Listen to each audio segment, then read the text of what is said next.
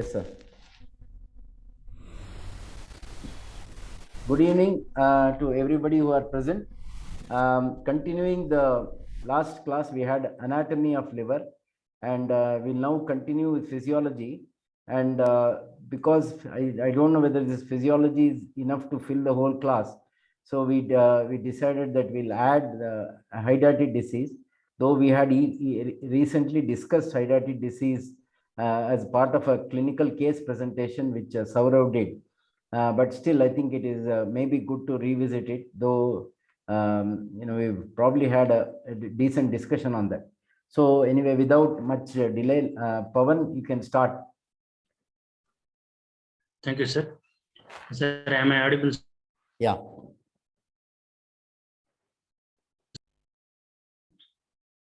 Good evening, everyone. I'm Dr. Pawan Kumar, second year DNB resident from Sagar Hospitals. Today, I am going to present on physiology of liver and hydatid liver disease.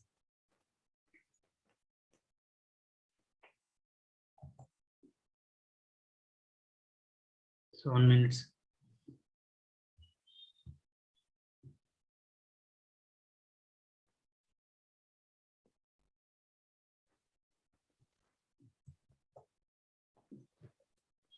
So the physiology of liver. Liver has various functions, among which liver helps in secretion of biles and also helps in metabolism of bilirubin.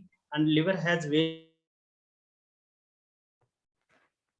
functions, and it is an important blood reservoir because it has a rich network of blood capillaries and vascular supply. Liver helps in metabolic detoxification of toxins, hormones, and drugs.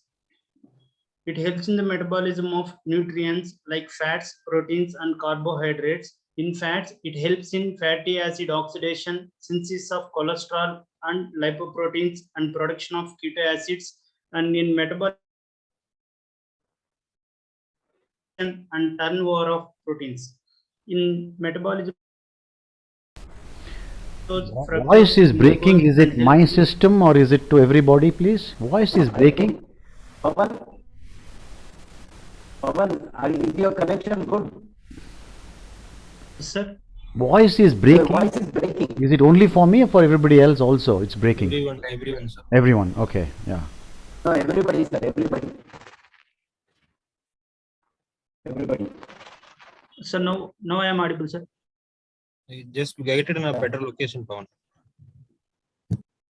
Pawan, your voice is very scratchy and it is breaking up.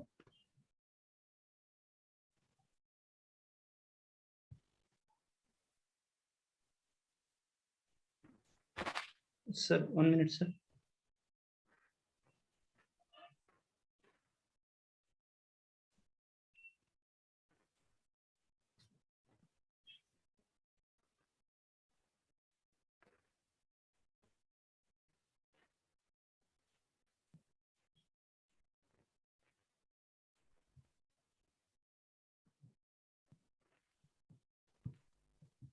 So now I am audible, sir.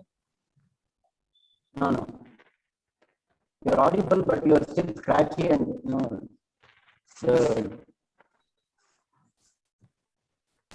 Keep talking. Let's see how it goes. Keep talking. Okay, sir. Yeah, keep talking. Yeah. Liver helps in yes, sir. Liver helps in storage of minerals like iron and copper, and also helps in the storage of vitamins like fat soluble vitamins like A, D, E, K, and water soluble vitamin B12. It also helps in the storage of glycogen. And liver has some endocrine functions like it helps in the activation of vitamin 3 in liver with the help of 25 hydroxylase enzyme. It converts vitamin D3 to 25 hydroxylase, and further it is converted in the kidney to 125 dihydroxycholecalciferol, and it helps in the conversion of thyroxine T4 to T3, and it secretes angiotensinogen, and it helps in the metabolism of hormones. Liver is a component of reticuloendothelial system, and it has immunological functions like it helps in filtering filtering of the bacteria from the portal blood circulation and helps helps in the antigen presenting cells and phagocytosis via the Kupffer cells, and it removes hemolysis products. It helps in the inactivation of toxins and the drugs through phase 1 and phase 2 reactions. In phase 1, it consists of oxidation, reduction, and hemolysis. In phase 2, conjugation and with the help of cytochrome P450 system. Liver consists of intestinal digestion by secreting 700 to 1.2 liters of bile per day, which is alkaline in nature, and it contains bile salts, cholesterol, and bilirubin pigments, and electrolytes and water. These are produced by hepatocytes and secreted into the canaliculi. Bile salts are required for the emulsification of fats and also absorption of fats. Bile salts are actively absorbed in the terminal ileum and turned to liver via portal circulation. Bile has two fractional components. One is acid dependent, another one is acid independent component. This acid dependent component is produced by hepatocytes, which consists of bile acids, cholesterol, lecithin, and bilirubin. The acid independent component is secreted by hepatocytes and epithelial cells of bile canaliculi, which is rich in bicarbonates and that gives bile alkaline pH. Bile salts are conjugated in the liver from primary and secondary bile acids, which are synthesized from the cholesterol by hepatocytes. The primary bile acids are cholic acid and chenodeoxycholic acid, and secondary bile acids are deoxycholic acid and lithocholic acid. These acids are formed in the small intestine by the action of intestinal bacteria, which further absorbed and flow to the liver. Both of these acids are conjugated with amino acids in the liver to form bile salts, and conjugation makes bile acids more water soluble and restrict their diffusion from duodenum and ileum. Bilirubin is a byproduct of destruction of the aged RBC, and which is a greenish black in color and produces yellowish tinge of jaundice. It is destroyed by the macrophages of the mononuclear phagocytic system, primarily in the spleen and the liver. Within the cells, hemoglobin is separated into two components. One is heme part, another one is globin part. The globin part is further degraded into constituent amino acids and used in the formation of protein synthesis. Whereas heme moiety is converted into biliverdin by enzymatic cleavage of iron, and iron attaches to the transferrin in the plasma and stored in the liver or by bone marrow to make new RBC. The biliverdin is enzymatically converted to bilirubin in the macrophages of the mononuclear phagocytic system and released into the plasma. In plasma, where the bilirubin combines with the albumin and forms unconjugated bilirubin, which is the lipid soluble. The lipid soluble unconjugated bilirubin enters into the sinusoids of the liver, where it combines with the UDP glucuronidase and forms conjugated bilirubin. So conjugation transforms a bilirubin from lipid soluble substances to water soluble substances that can be easily excreted in the bile. Conjugated bilirubin reaches distal ileum and colon, and it is deconjugated by the bacteria and converted to urobilirubinogen. Most of the urobilirubinogen is then excreted in the urine, and small amount is eliminated in feces. So various vascular and hematological functions, like liver has a extensive vascular network. It can store a large volume of blood. So it depends upon the pressure and relationships in the arteries and veins. It also releases blood to maintain systemic circulatory volume in the events of hemorrhage. Kupffer cells in the sinusoids of the liver plays an important role in destroying intestinal bacteria and preventing infections, and it receives all the venous blood from the gut through the portal circulation. Liver has hemostatic function, and it helps in the synthesis of prothrombin, fibrinogen, and clotting factors. And vitamin K is a fat soluble vitamin which is essential for the synthesis of other clotting factors like factor 2, 7, 9, 10 and protein C and S. Bile salts are needed for the reabsorption of fats, and vitamin K absorption mainly depends on the adequate production of the bile in the liver. The metabolism of fat is synthesized. The metabolism of fat in the liver is synthesized from carbohydrates. Pawan, stop here. Yes, sir. Pawan, Sir. stop here. Yes, sir. Any questions so far? I have not seen any questions in the chat box. Anybody wants to ask any question to Pawan or anything that you want to clarify or anybody? Hari? So sorry, sir, I didn't get you, sir. I'm in hospital. I got a call. Can you repeat it, sir? Do you need any clarification or any questions so far? No, sir. So far it is like straight bilirubin metabolism. He told. Understood, sir. No questions from me. Abdul? Any questions? No, sir. No questions. Okay, continue, Paul. Hello? Metabolism of various nutrients like fats. The fat is synthesized from the carbohydrates, proteins, and it is primarily in the liver. The fat is absorbed by lacteals in the intestinal villi and enters through the lymphatics primarily as triglycerides, and where triglyceride hydrolyzed to glycerol and fatty acids. And these were used to produce metabolic energy, ATP, and released into the bloodstream as lipoproteins. Lipoproteins are carried by the blood to adipose cells for storage, and the liver also helps in synthesis of phospholipids, cholesterol, and also helps in the production of bile salts and steroid hormones. The metabolism of proteins includes plasma proteins like albumin and globulins, excluding gamma globulins, and synthesized by the liver. Liver also synthesizes several non-essential amino acids, and serum enzymes include SGOT and SGPT and LDH and alkaline phosphate. The SGOT, the normal level is 5 to 45 units per liter, and these enzymes are found in liver, RBC, cardiac, and skeletal muscles. Whereas SGPT is highly specific for the liver, and its normal value is 5 to 45 units per liter. Whereas lactate dehydrogenase levels are increased in the tumors involving in the liver, and alkaline phosphate levels are increased in the liver and in other conditions also.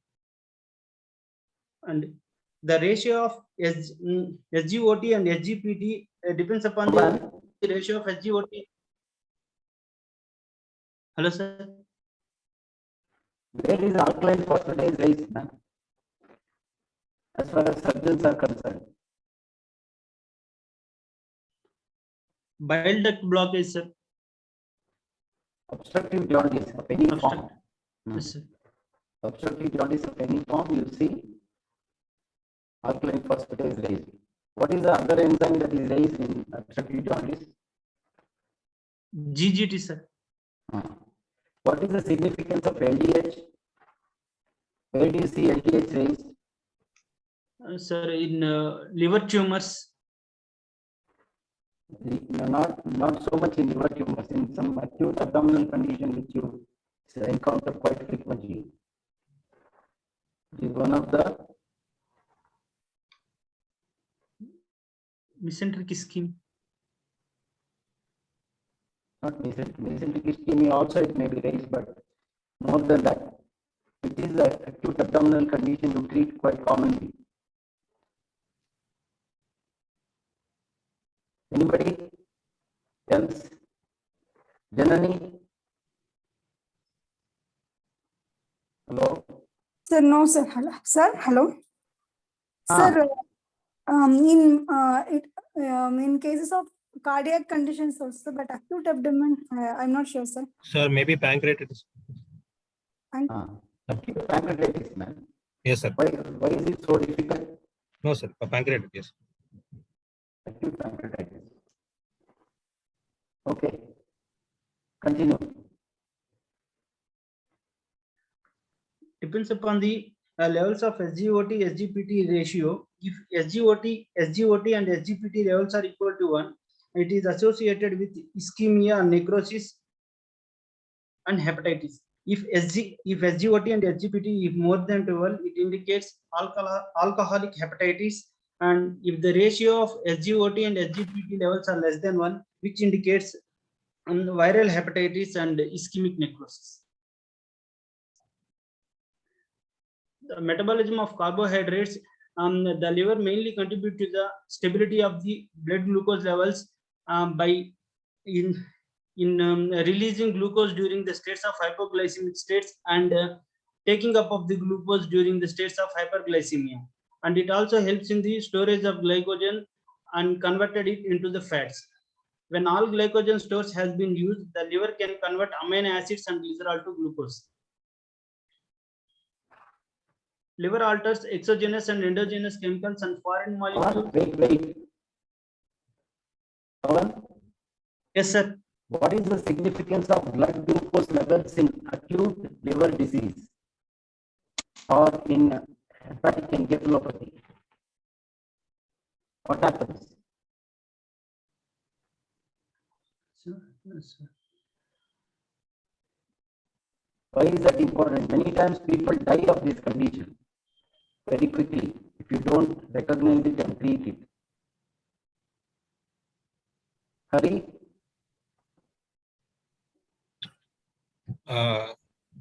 Sir, ammonia level rise, sir, because we can come to know that. No. I was talking about carbohydrate metabolism. Yes, ammonia levels rise, but that won't kill the patient immediately. Sir, hypoglycemia, sir. Correct. Because So of in fulminant hepatic failure, in hepatic encephalopathy, sugar levels drop because the glycogen storage is depleted and also the main function of liver is lost. So the sugar levels drop dramatically. So if you don't recognize it and treat it, patient may die because of hypoglycemia. So you have to be very aware in patients who have severe liver disease. Okay, continue. The metabolic detoxification of liver alters exogenous and endogenous chemicals and foreign molecules and hormones and make them less toxic or less biologically active, and this is called as metabolic detoxification. It diminishes intestinal or renal tubular reabsorption of potentially toxic substances and facilitates intestinal and renal excretion.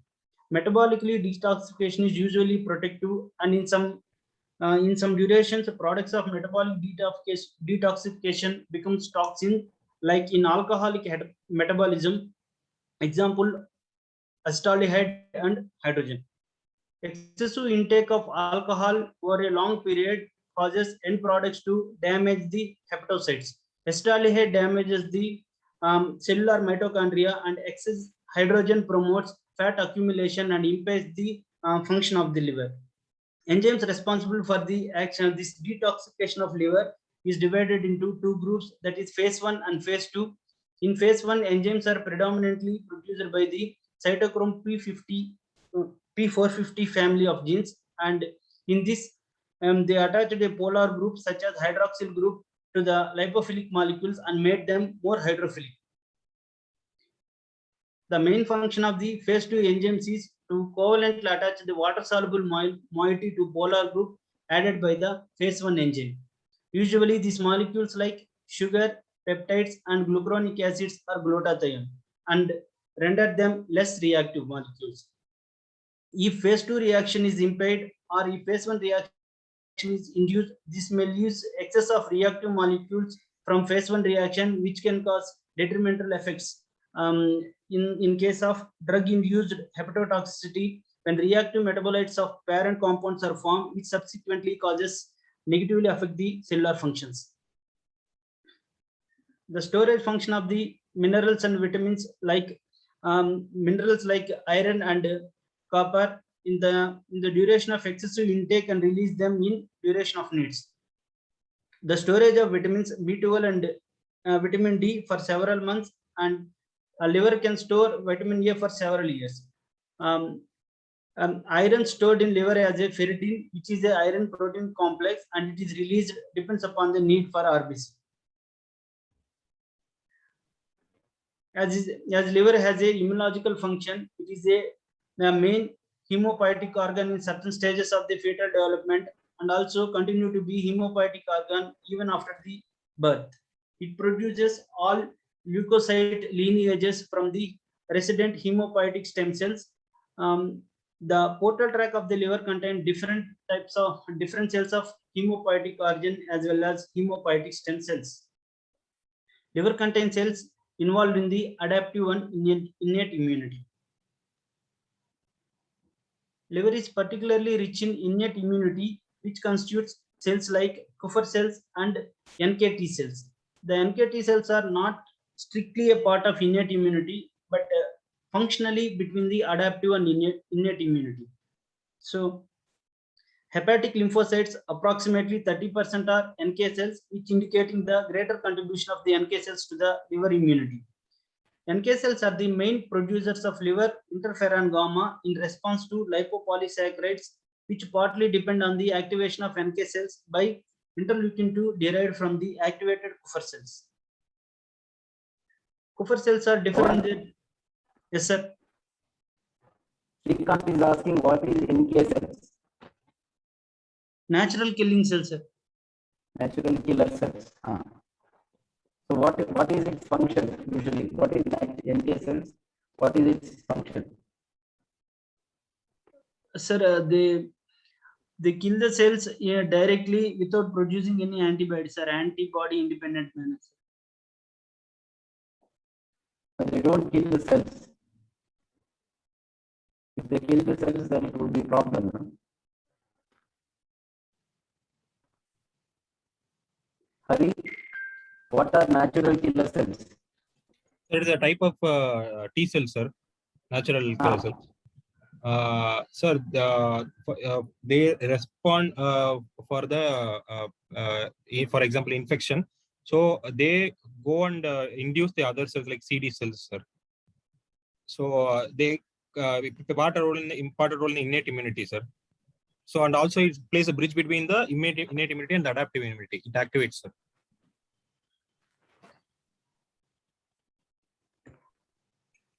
Sir, am I audible, sir? Yes, sir. I don't. Are you still having problem in hearing, or is it only me? Sir, actually, your voice is also breaking, sir. I couldn't hear you properly, sir. But the whole system is like that, I think. Hello? Yes, sir. Yeah, even your voice is breaking, Ravi, but I hope you can hear me well. I can hear Hari well. Yeah. Yes, sir.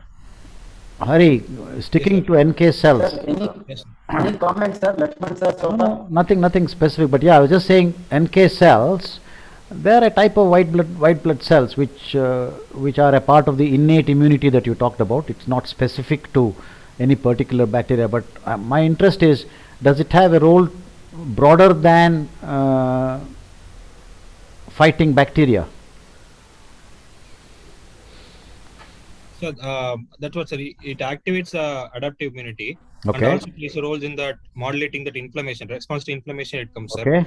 So response to inflammation or injury or fibrosis or even regeneration. All So right. it No, my helps. question is specific. Does it have a role broader than fighting bacteria through immunity? Does it fight something else?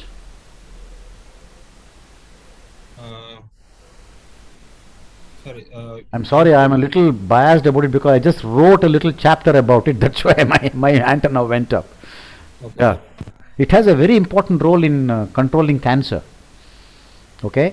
Yes, sir. And that is, as you rightly said, it is a cellular immunity, innate immunity. Not only does it fight bacteria, but it has a very important role in limiting many cancers. Okay, that's all I wanted to say. Okay? Thank you, sir. Yeah, it's a part of a central role in the so-called anti-tumor immunology. Okay, go on. Sir, one doubt, sir. Sir, is it because of the free radical this thing also? No, that is one of the things. That is one of the things. Several products, it produces several cytokines, and one of them is, as you rightly said, is a sweeper article. It sweeps off all the free radicals, and it helps do it. But that is not the only mechanism. There are many mechanisms through which the NK cells work. Okay, sir. Okay? Yeah. Yeah. All right. Kupffer cells has differ in their property depending if they are periportal or perivenous cells. The periportal cells are larger in size and they are more active in phagocytosis and towards the gut-derived bacteria entering into the bloodstream and reaching via the vena porta. Whereas perivenous Kupffer cells are smaller in size and produce larger amount of nitric acid as well as prostaglandins. Kupffer cells are the main cells to secrete cytokines which regulate the functions of not only the Kupffer cells themselves but also the other type of cells such as NK cells. It stimulates stimulation of Kupffer cells by bacteria and bacterial products leads to the production of interleukin 12 and also tumor necrosing factor alpha, and it shows high cytotoxic levels toward the tumor cells regulated by interleukin 2. Kupffer cells are derived from circulating monocytes and plays an important role in initiating inflammation in the liver. The other cytokines known to be produced by Kupffer cells upon that is lipopolysaccharides stimulated by the bacterial products includes interleukin 6 and tumor growth factor beta, interleukin 1 beta and interleukin 8. The cytokines derived from the Kupffer cells are stimulates hepatocytes to further increase in the chemotactic function by secretion of the interleukin 8. So Kupffer cells and NK cells mainly secretes T helper cells type 1 and activates immune.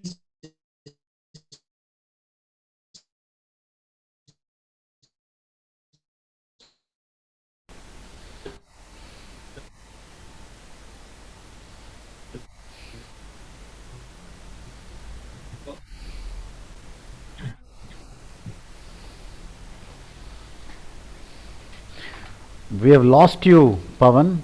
Can't hear you.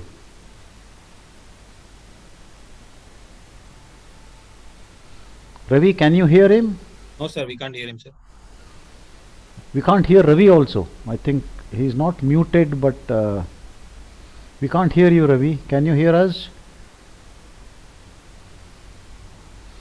No, Can't sir. hear you.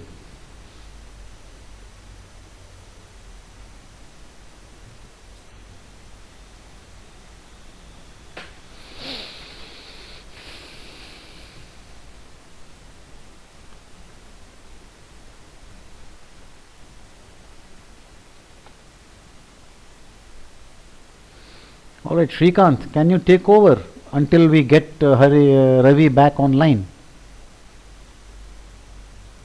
Can't hear anyone, sir. Yeah, we can hear you, so you can take over. Is Pavan also not audible? Pavan, can you say Pavan something? also not able. Oh, then there is a problem. Calling him, sir. Ravi Shankar. Ravi Shankar not audible. Pavan not audible. Pawan has to rejoin, sir. Okay. Where is he? He should. I think it got disconnected, sir. I think. Yeah, where is he? Is he in a place where there is a decent? Yes, sir, usually he's Connection? at home. Pawan, what happened? Hello?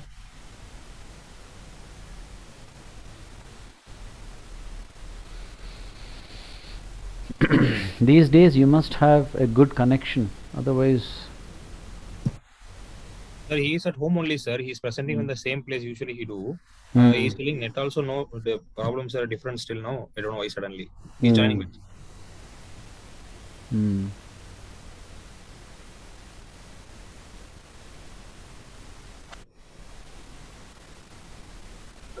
Hari?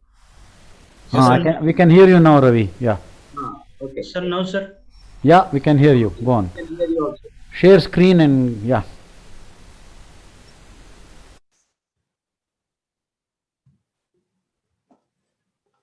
So, am I audible, sir? Yeah. Yes, sir.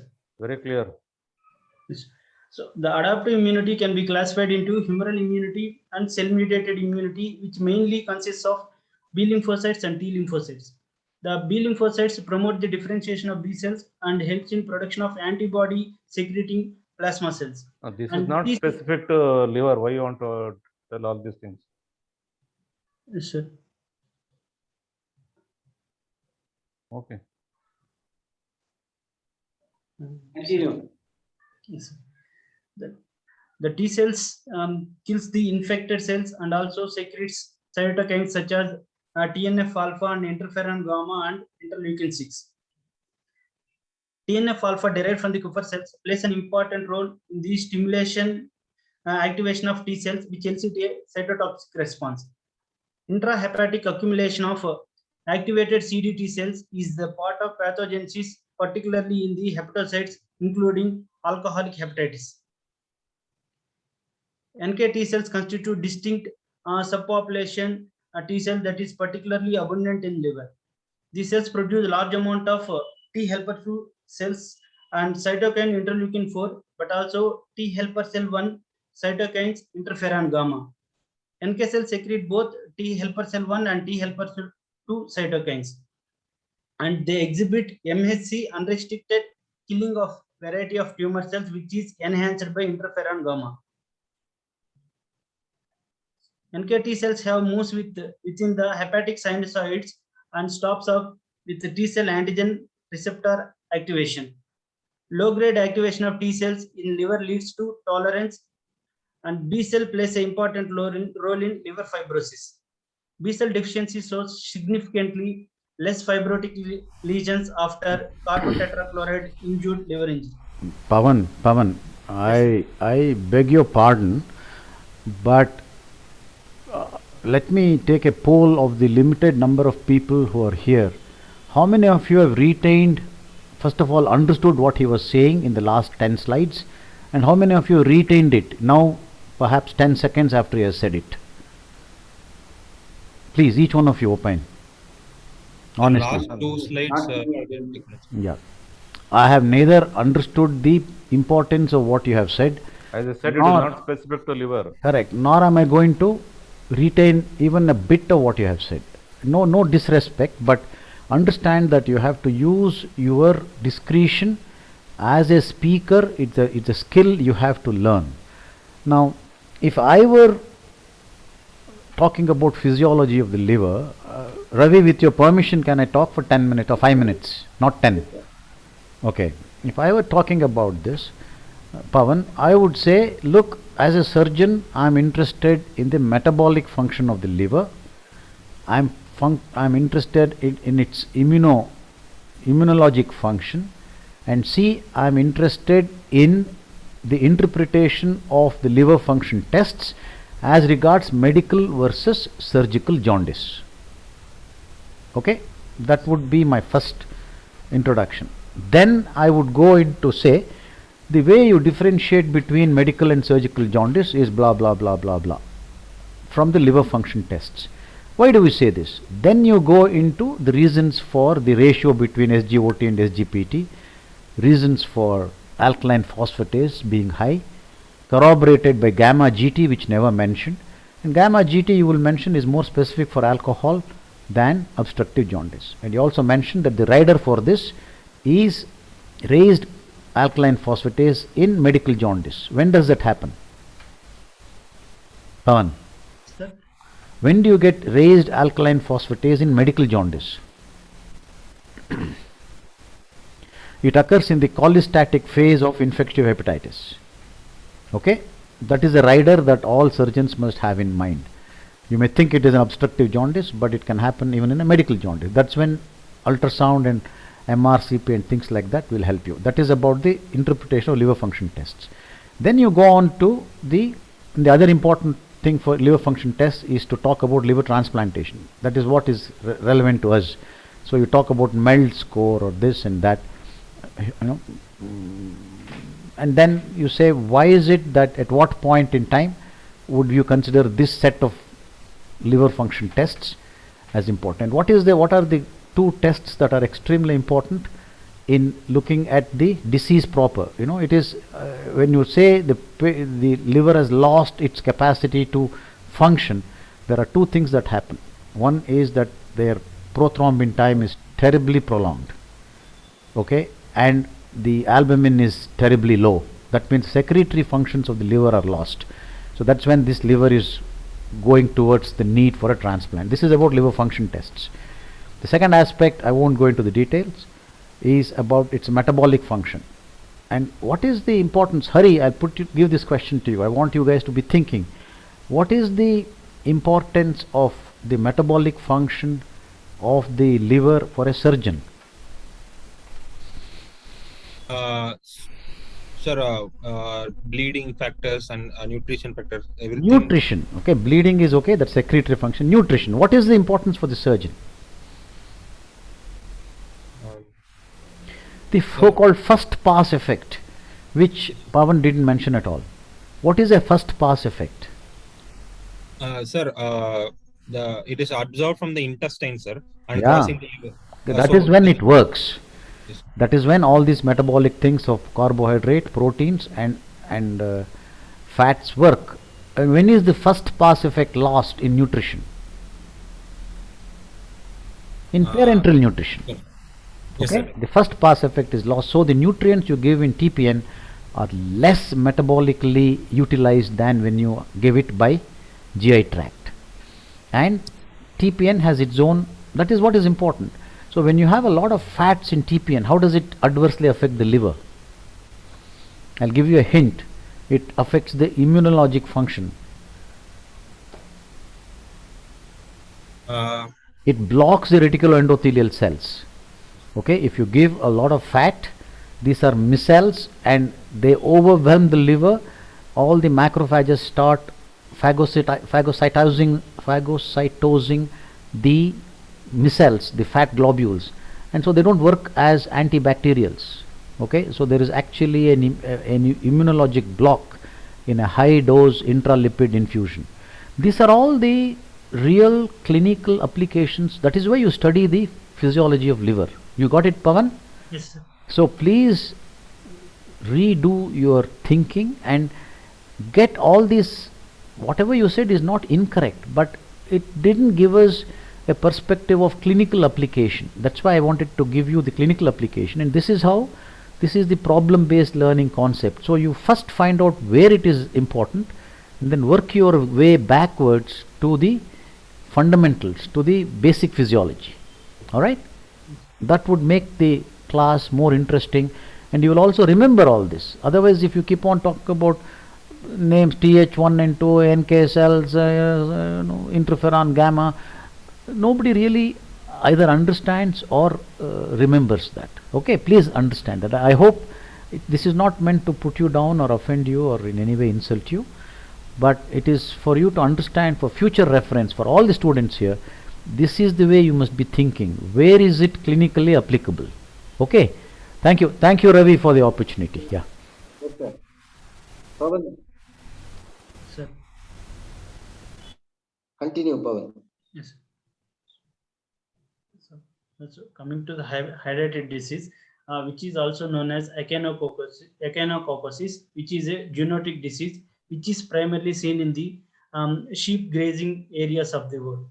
So it is more common in worldwide because the dog is definite host, and it is seen in the Mediterranean countries and in the South America, Australia, New Zealand, and East Africa.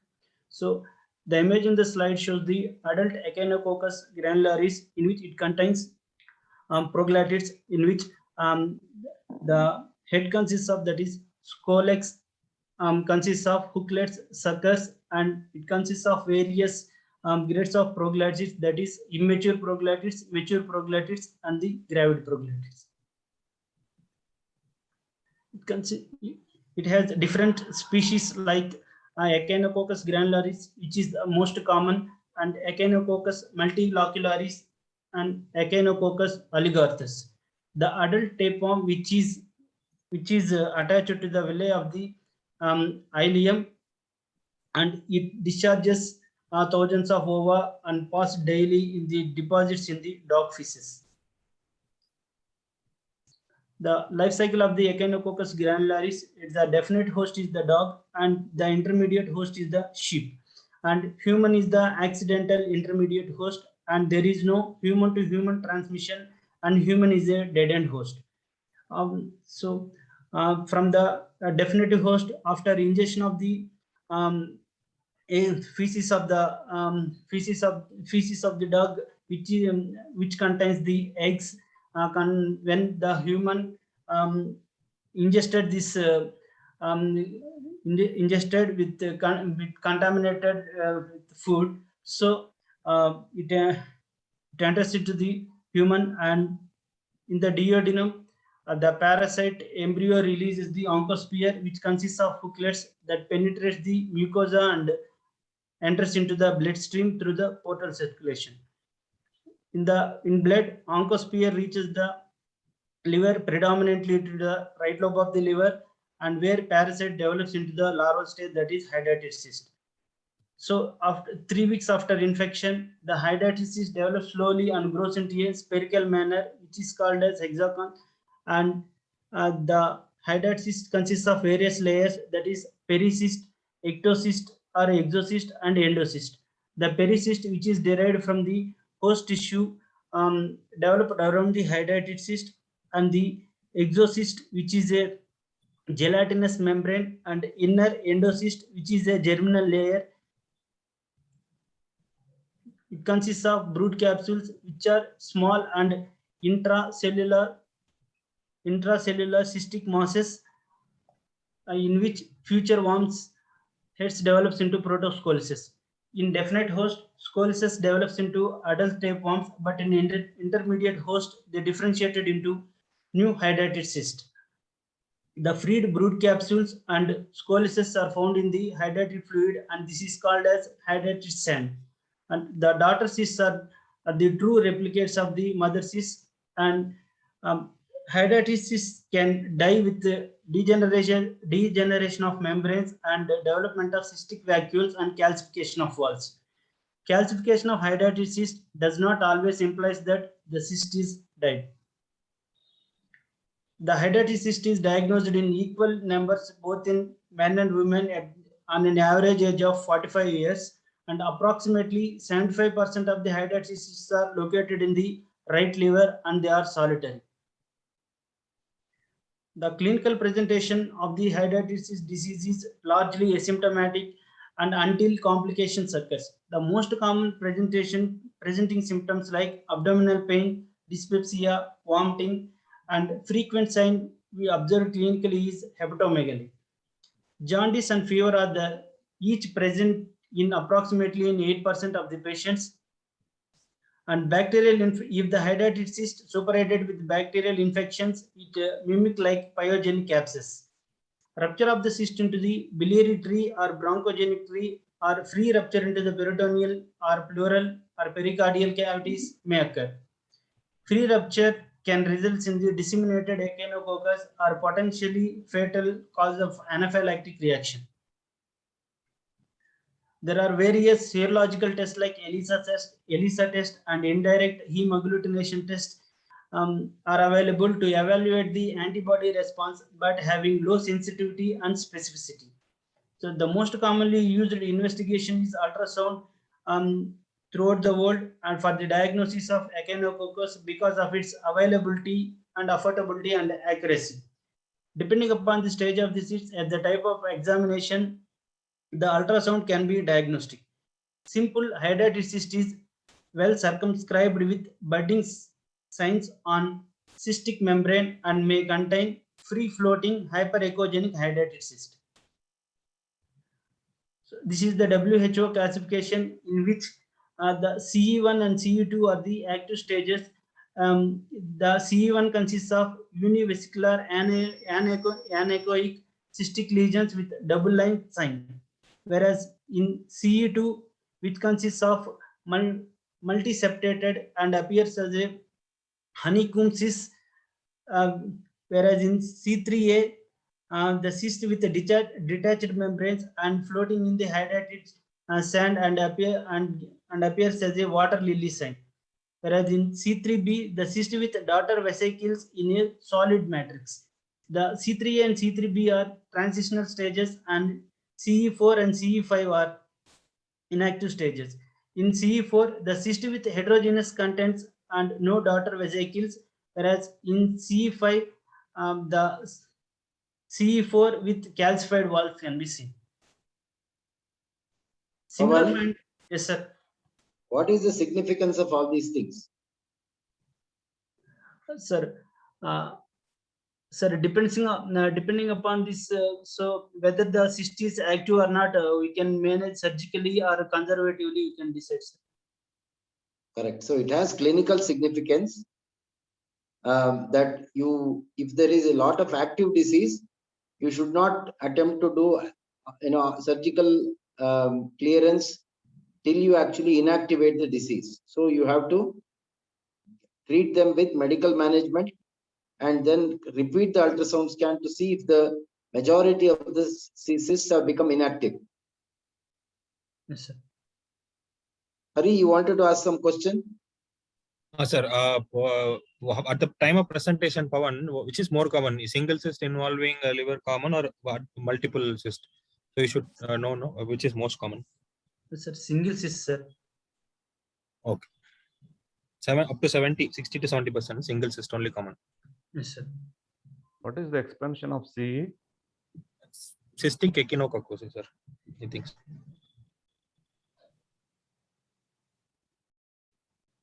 Okay, continue, Pawan. Yes. So similar findings are also seen in the CT and MRI scans and imaging studies. No, you're telling in the management, what will you do with each finding, is it? Yes, sir. Management is also there. No. In the management, are you going to discuss each ultrasound finding? What is the management? Yes, sir. Okay. No, the management of CE1, CE2, all those things. Yes, sir. Okay. Yes. The cross-sectional imaging studies can also evaluate the extrahepatic disease and demonstrate the hepatic anatomic relationship with the cyst. And patient with suspected biliary involvement, ERCP or percutaneous transhepatic cholangiography may be necessary. The main goal of the medical treatment is to stop the growth of the cyst and to eliminate the risk of infection and the rupture.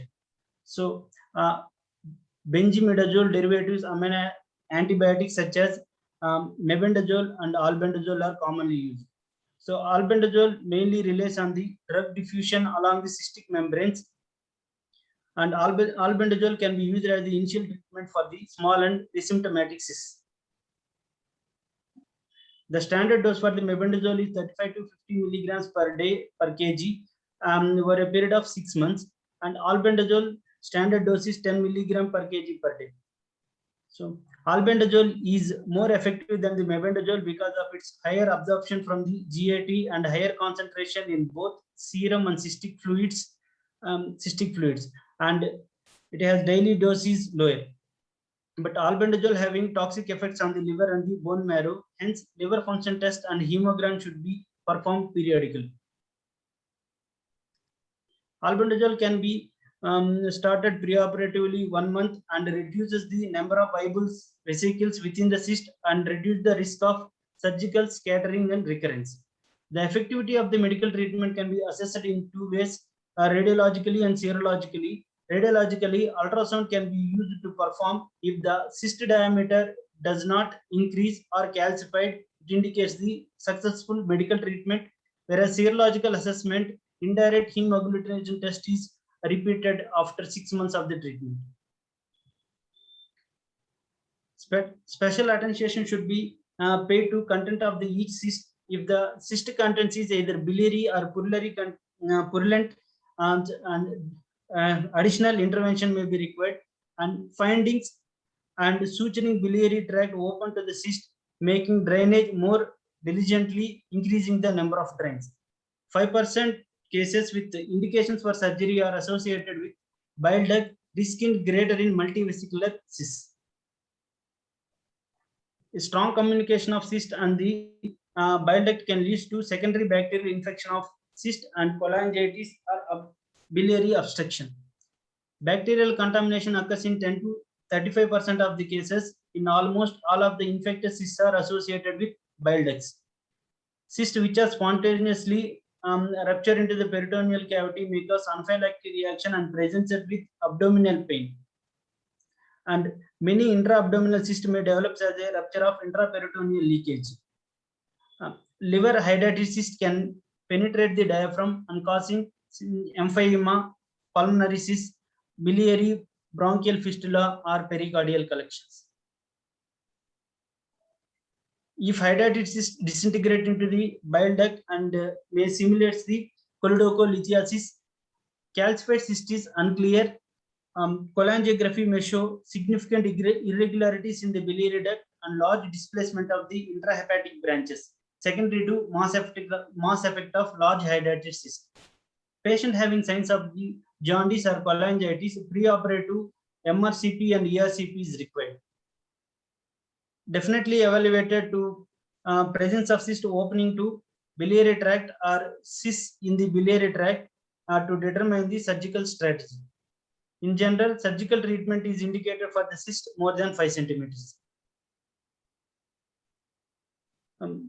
Percutaneous techniques like surgery has been recommended as a treatment for hepatic cyst since 1996 by WHO, and combination of percutaneous drainage with drug therapy is always an alternative.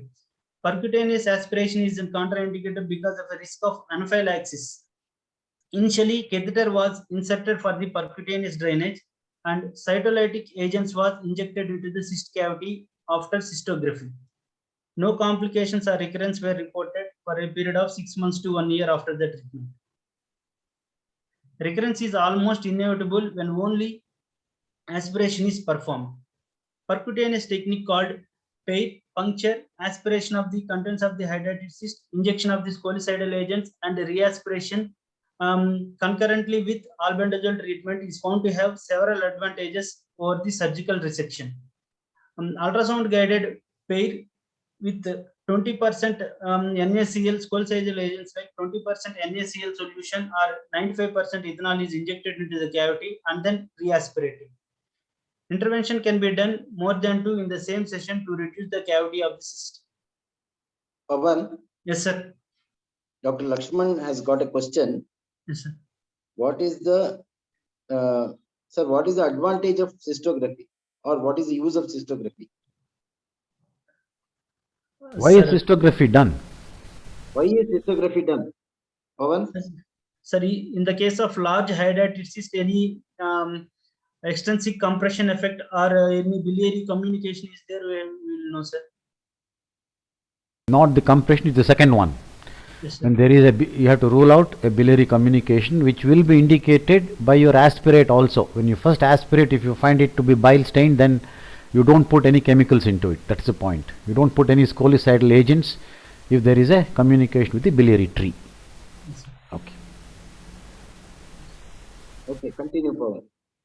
According to Garby classification, the PAIR can be applied for the stage 1 and stage 2, where Is this the same thing as C1, C2 you said?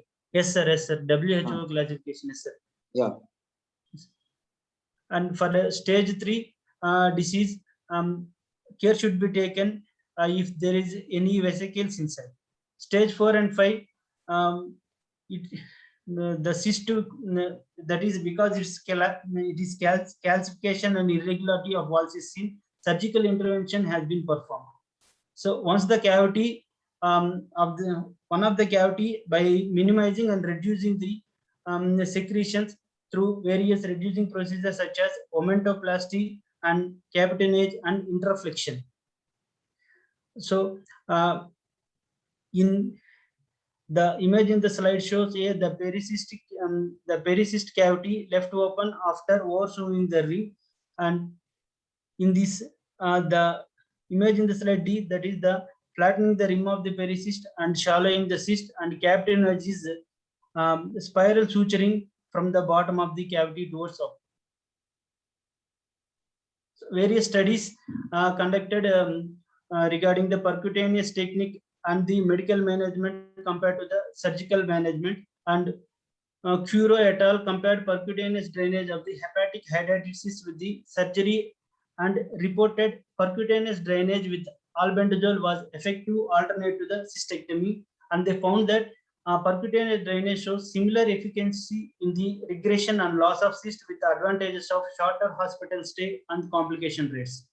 Whereas Jiram and Jusofovic treated 72 patients with univesicular and multivesicular hepatic hydatid cyst by using imaging technology through imaging study with percutaneous drainage with albendazole treatment. 81% of this is in the univesicular group and 63% of the multivesicular groups were pure. Skipper et al. In 2002, percutaneous evacuation of cyst contents is a safe and effective treatment for multivesicular echinococcal cyst with or without cystobiliary fistula. And hydatid cyst usually communicate with the biliary tree, which is a contraindication for the injection of the sclerosing agents which cause sclerosing cholangitis.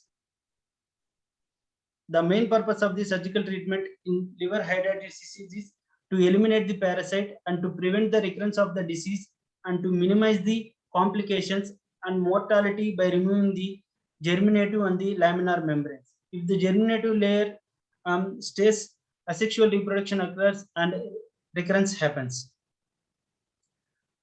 Two treatment modalities have therefore been proposed, that is radical procedures and conservative surgeries. The choice of surgery treatment depends upon the number of the cyst, localization of the cyst and the diameter of the cyst, complexity of the hydatid cyst and age of the patients and comorbidities of the patient should be considered and the experience of the surgeon. Surgical treatment indications like large scale uncomplicated CU2 and CU3 cyst with large number of female vesicles, uncomplicated large cysts compressing the adjacent vital organs, and percutaneous treatment is not possible. Infected cysts, spontaneous or traumatic cysts in the superficially located and large single cyst, and alternative to the percutaneous treatment in cysts with cystobiliary relationship. The basic treatment of conservative surgical procedure is to open the cyst and sterilize the contents of the cyst interiorly and then to manage the cavity. This is the more simpler and easier to perform than the radical procedures, and scolicidal agents are preferred for emptying the cyst contents and sterilizing the cavity interior. The scolicidal agents like hypertonic NaCl, chlorhexidine, povidone iodine, ethyl alcohol and hydrogen peroxide. The administration time for these scolicidal agents is 5 to 15 minutes. Hypertonic NaCl and cetrimide are more commonly used agents, and different concentrations has been reported for hypertonic NaCl. Both clinical and experimental studies suggest that scolicidal efficacy of the concentration below 10% is not sufficient. The ideal concentration is 20%. Scolicidal agents must be prevented from contact with the bile duct because they have a potential to cause sclerosing cholangitis. The main part of the cavity management is to reduce or the closure of the cavity. The cyst wall outside the liver parenchyma should be excised as much as possible. This is called as partial cystectomy.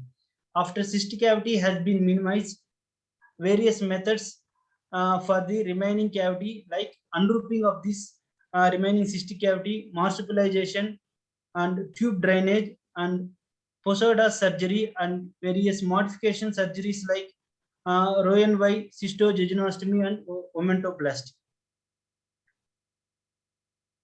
The marsupialization technique in which the edges of the cysts are sutured to the anterior abdominal wall and cyst contents are drained out, like in ostomy what we made out. The tube drainage is cystic cavity is drained out of the tube and it has more post-operative complications are there. Whereas Posada surgery, it is a modification in which we deroofing the cavity and capitinous kind of suturing we will do. Current techniques used in the treatment of liver hydatid cysts like simply deroofing of the cyst to hepatic resection. Cystectomy, which means opening the dome of the cyst and removing the germinative membranes and the vesicles. Whereas the pericystectomy, where resection of the cyst with some liver tissue surrounding the cyst. Unroofing means excision of the part of the cyst locating outside the liver apart from the germinative membrane, and the part of the cyst which in the liver parenchyma are not removed. The placement of the visceral organs, usually omentum, into the cavity after unroofing is defined as quilting technique. The most common indications for transduodenal sphincteroplasty is bile duct stones and cholangitis, whereas in hydatid cyst residues and membranes extracted from the common bile duct.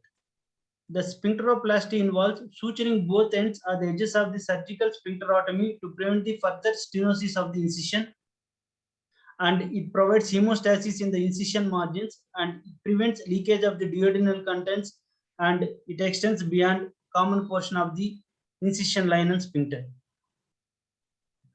The post-operative morbidity and mortality rates in the case of conservative technique is the 3.3 to 24% and 0 to 4% respectively. The conservative techniques are safer than the radical procedures because of post-operative period complications and length of stay in the hospital. The most common complications are biliary fistula and the cavity infections. The other complications like bile peritonitis, cholangitis, and rarely infection and anaphylaxis can be seen in preoperative period. So while treating with the scolicidal agents like hypertonic NaCl, there is a potential complications like hypernatremia, which can be seen. Most predictive factors for post-operative bile fistula was found to be the diameter of the cyst. If the post-operative biliary fistula rate increases in a patient with the cyst diameter more than 10 centimeters, the post-operative biliary fistula is defined as a permanent bile fistula. If it stays for more than 10 days, then it is considered as the biliary fistula. Then endoscopic procedures are recommended primarily for the treatment of the biliary fistulas through ERCP and endoscopic sphincterotomy, stenting or nasobiliary drainage procedures. The rate of cavity infections in different studies has been reported to be between 5.5 to 37%, and omentoplasty is useful in the preventing of the cavity infections. The mortality after conservative surgery has been found to be 1.5%. And radical surgical procedures like pericystectomy and hepatectomy. In pericystectomy, excising the entire pericyst. In hepatectomy, excising the parenchyma with pericyst without opening the cyst. The rate of pericystectomy in radical procedures is around 90%, which is a complex and difficult procedure. Pericystectomy is preferred radical procedure because it aims to protect the healthy parenchyma, and good dissection plane between the liver tissue and the cyst can be seen. It can be performed laparoscopically operation completed without emptying the cyst contents. In open method, pericyst is excised after cyst is opened and contents are emptied, and preferably in deeply located cyst and adjacent to the hepatic vessels and portal vein.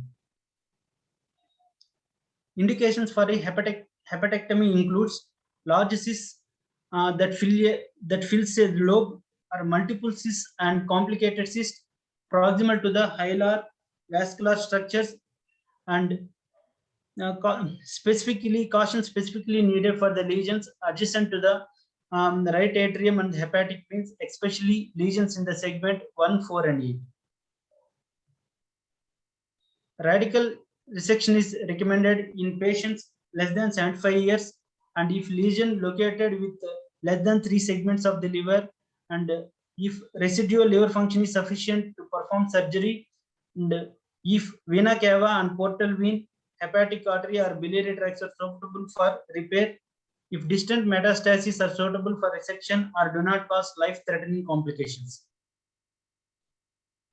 Complications vary according to the surgical procedures used in the radical surgery. General complications related to liver surgery are between 3 to 30% post-operatively, lower than the conservative surgery.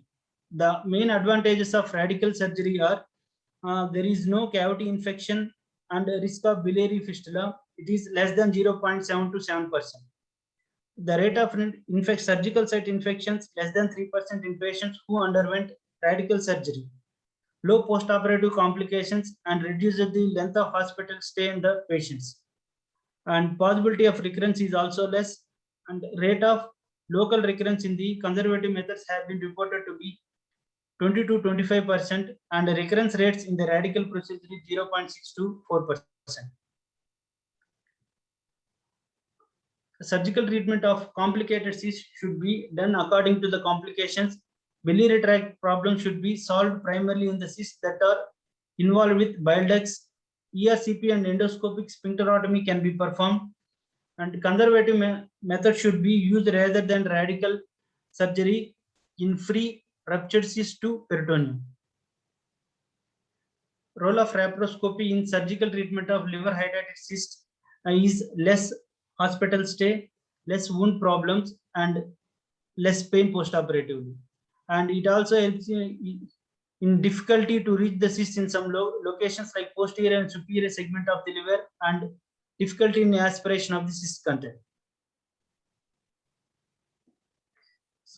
Access to the cavities in the segments 2, segment 3, and segment 4B and 5 and 6 are more convenient, and relative contraindications for cyst in the segment 1 and 7. After cyst has been evacuated, laparoscopy can be used to magnify bile leakage and suture source of the leakage. So conversion rates to open radical techniques were reported as 1.7%. So the follow-up, post-operative follow-up is albendazole 10 milligrams per kg per day should be started immediately for 6 months post-operatively, and the LFT and the hemogram should be performed every month and periodically. Serological test should be performed at end of 6 months post-operative period. In the first 6 months of post-operative period, ultrasound is the main follow-up method, shows both early recurrence and complication rates. In first few months, ultrasound may show fluid accumulation in the cyst, usually seroma, and which will disappear afterwards. Recurrence, there is an increase in the fluid levels which can be seen gradually. Recurrence rates after surgery or invasive procedures ranges from 0 to 15%. The most common cause of recurrence is scattering of the living scoliosis into the peritoneal cavity. If the cavity going to get operated, albendazole treatment starts 4 to 6 weeks preoperatively and reduce the risk of recurrence. And treatment of recurrent cyst is designed as a newly diagnosed cyst. Okay, I think that was quite clear and good. Hari? Sir? Any comments on the treatment? What is the take-home message? Sir, we should be clear about the findings and decision about what type of treatment to be given, and which age group has to be treated conservatively, who goes for surgery. That is the main essence of what he explained, sir. Regarding the treatment and the medications he mentioned, like preoperatively albendazole should be started, and the time period of follow-up and medical treatment should also be kept in mind, sir, for the surgery. That's main thing, sir. Janani? Yes, What sir. is the take-home message? So before starting the treatment, we should, other than whatever Hari had said, we should rule out biliary duct communication before starting the treatment, because while giving hypertonic saline, flushing the cyst with hypertonic saline, it can lead to sclerosing this thing, cholangitis. So we should rule out biliary duct communication, and according to that, we should we should plan for pedicystectomy or other procedures like marsupialization and other suturing techniques. Okay. Abdul?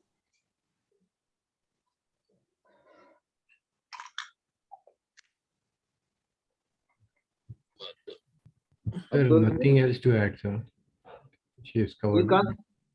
Shrikant, what is your final take on the surgical management?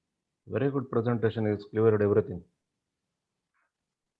Lakshman sir? Nothing much to add. Thank you. Yeah. I think. What is the cause of mortality? You said 1.5% in conservative. What is the cause of mortality in conservative surgery? Pawan? Sir, What is the cause of mortality in conservative? sir, Because most of the kids are done conservative surgeries now, that's why. Sir, any leakage of the cystic contents will be there, sir. Maybe, think- sir, anaphylactic. I think anaphylaxis is probably now, I don't think it is seen anymore. So I think it mainly sepsis, which is the cause of the mortality.